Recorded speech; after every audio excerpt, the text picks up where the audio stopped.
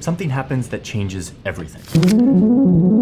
Socialists and communists are gaining some traction in the parliament. And the prime minister, who's like a centrist, doesn't want to invite them into his coalition. So he turns to Mussolini's fascists, knowing that they're kind of becoming a force that can't be ignored. He asks them to be a part of his coalition, maybe bringing them into the official democracy, can tame them and their violent ways. They believe that they can control them because they see them rightly as vulgar, as idiotic, as narcissistic, and ignorant. They believe they can control them. Mussolini's fascists are now an official political party that was just invited into the mainstream. And this is the next step on this path. The fascists have now been accepted, legitimized, first by the business elites, and now by the political system, the democracy. Mussolini is now a politician in parliament along with 35 other fascist politicians. But this doesn't solve anything for Italian democracy. The new political coalition falls apart almost immediately.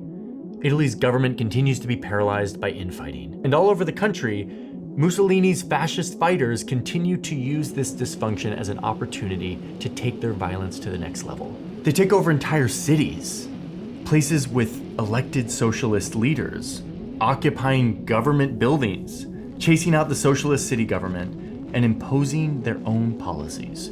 Often while the police just look the other way, or even help them out in some cases. They start marching on the big cities in Italy like Bologna and Ferrara, and eventually, Mussolini directs tens of thousands of his black shirts to march on the capital, Rome. Mussolini's movement, which started as a club of like 100 men in Milan, now 3.5 years later, was a force that couldn't be ignored, gathering in huge numbers just outside the capital, preparing to march on the city, daring the country's king to use his army against them. So the king sizes up his options. He likely knows that a lot of the ranks of his army probably sympathize with the fascists. So instead of standing up to Mussolini and risking a civil war, he makes a deal with him. He invites him to become the prime minister, addressing the parliament.